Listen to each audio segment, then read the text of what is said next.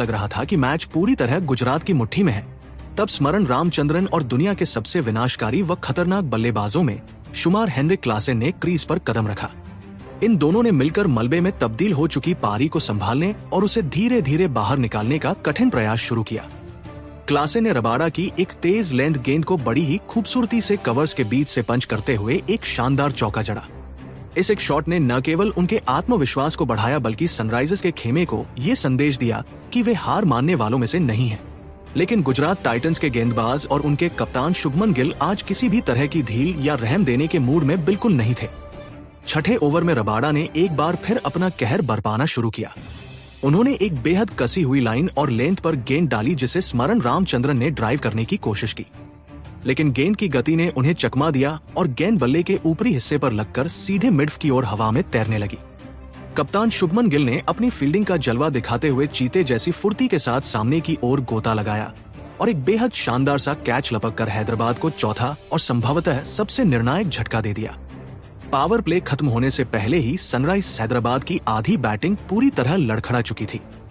Stadium में अब केवल गुजरात के समर्थकों का शोर था और टाइटंस टाइटंस के नारों की गूंज अहमदाबाद की हवाओं में महसूस की जा सकती थी। हैदराबाद के लिए अब ये मुकाबला किसी हिमालय की चढ़ाई जैसा कठिन हो चुका था, जहां हर गुजरती गेंद के साथ उनकी उम्मीदें धुंधली होती जा रही थी। अब सारा दारोमदार क्लासेन की बल्लेबाजी पर था कि वे इस डूबती हुई नैया को किनारे तक कैसे पहुंचाते हैं। अहमदाबाद के नरेंद्र मोदी स्टेडियम में जब हैदराबाद की पारी लड़खड़ा रही थी, तब सलील अरोड़ा ने क्रीज पर कदम रखा और अनुभवी हेनरिक क्लासेन का साथ देने का साहसिक संकल्प लिया। अरोड़ा ने अपनी तकनीकी श्रेष्ठता और युवा जोश का परिचय देते हुए विश्वस्तरीय गेंदबाजों जेसन होल्डर और कागिसो रबाडा के खिलाफ कुछ अत्यंत आकर्षक, कलात्मक और दर्शनीय चौके लगाए। इन शॉट्स ने न केवल दर्शकों का मनोरंजन किया बल्कि हैदराबाद के रनों की सूखी रफ्तार में थोड़ी जान फूंक दी। स्टेडियम में मौजूद प्रशंसकों को एक पल के लिए ऐसा लगने लगा था कि ये जोड़ी अपनी सूझबूझ से हैदराबाद को इस नामुमकिन से दिखने वाले मैच में वापस ले आएगी। लेकिन नसीब को कुछ और ही मंजूर था। 9वें ओवर में मैच का पासा पलटा जब प्रसिद्ध कृष्णा की वापसी हुई। प्रसिद्ध कृष्णा ने अपनी सटीक लाइन, लेंथ और एक्स्ट्रा बाउंस से सलील अरोड़ा को लगातार परेशान करना शुरू किया।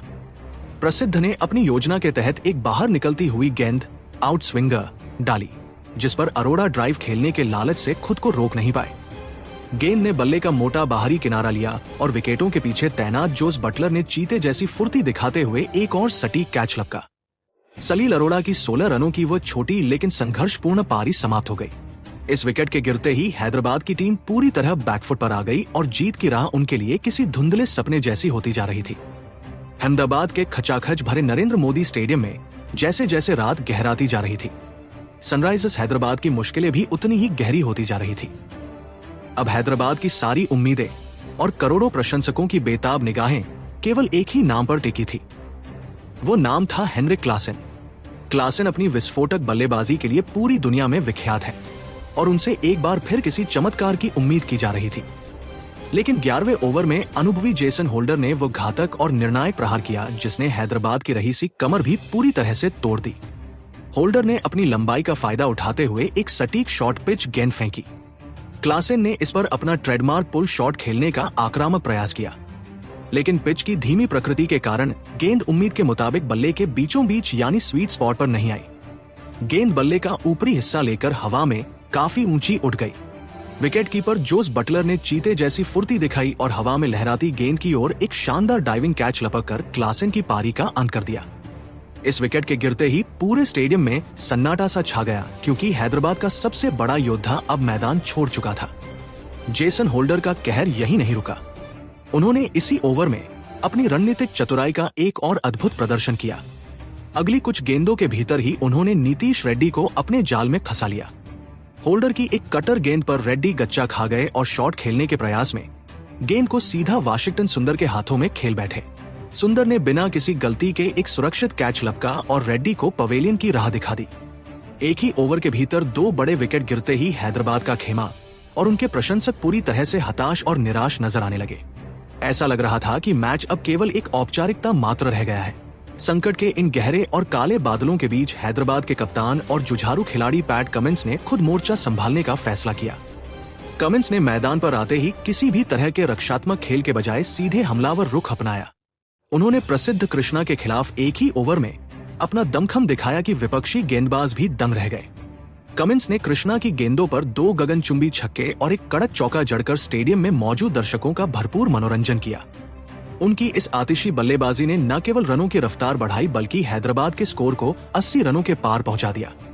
ऐसा लग रहा था कि कप्तान अपनी व्यक्तिगत वीरता से कम हार के अंतर को कम करने और अपनी टीम के सम्मान की रक्षा करने की कोशिश कर रहे हैं। लेकिन 14वें ओवर में प्रसिद्ध कृष्णा ने अपनी पिछली मार का हिसाब चुकता करने के लिए जबरदस्त वापसी की। कृष्णा ने अपनी रफ्तार और बाउंस से कमिंस को लगातार परेशान किया। अंततः कमिंस ने दबाव हटाने के लिए एक और बड़ा लपेटकर शॉट मारने की कोशिश की, लेकिन इस बार टाइमिंग पूरी तरह से गलत रही। गेंद बल्ले के ऊपरी किनारे पर लगकर हवा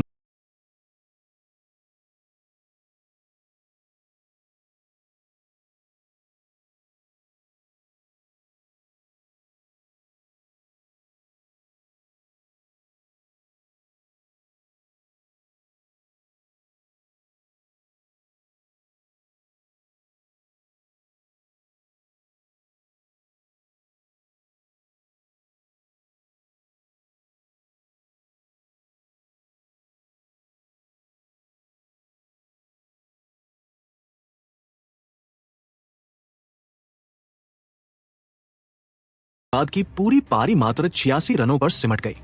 गुजरात टाइटंस ने इस मुकाबले को 82 रनों के एक विशाल और ऐतिहासिक अंतर से जीत लिया।